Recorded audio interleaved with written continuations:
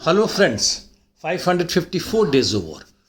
Gabon, another African countries in central part and another coup there, wherein the military leadership cancelled presidential election, seized state borders and government is suspended.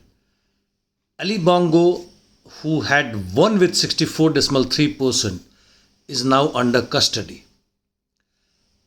This man had taken over from his father, and this was his second term, if he was to continue, was pro-French imperialist, but nonetheless it seems the new military government that has taken over is pro-American.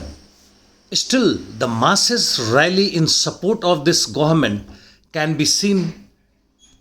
Along with other countries, China too has said that they want his security. Why?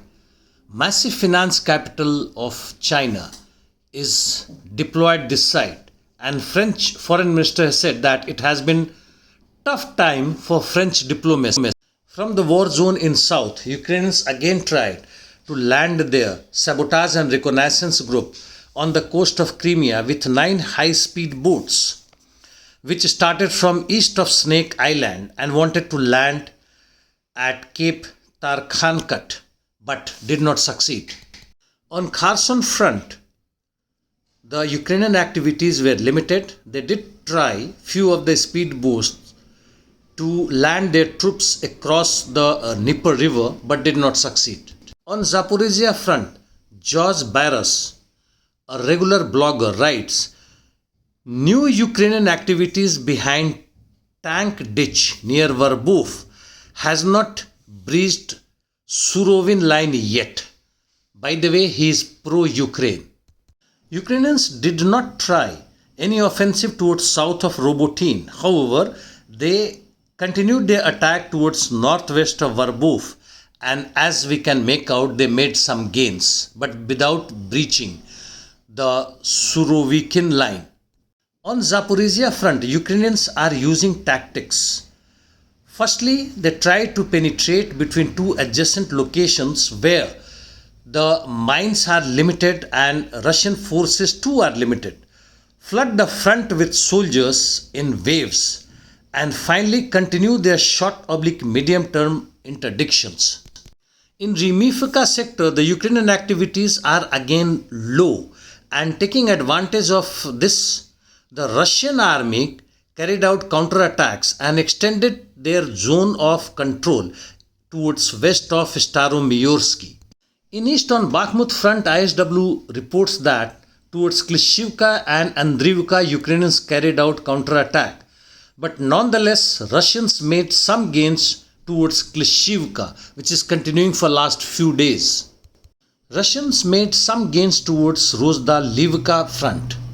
In northeast towards Terny salient to Serebryanka forestry, no changes.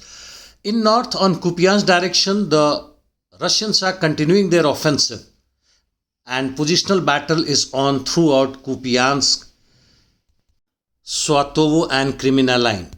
Ukrainians too are continuing their offensive at various fronts but did not succeed in north or northeast.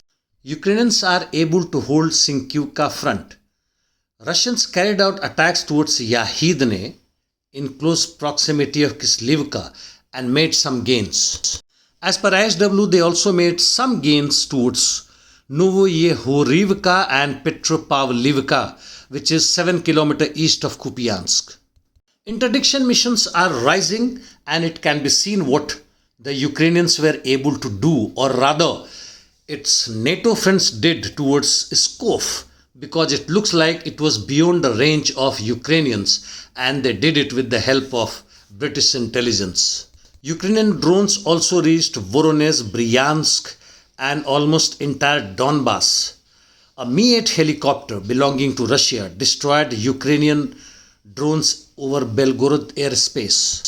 Russia launched missiles especially in Kiev, Odessa, Cherkasy, Zhytomyr. War is escalating, and that's what it looks like that NATO wants that to happen. Well, that's all from my side, friends. See you tomorrow.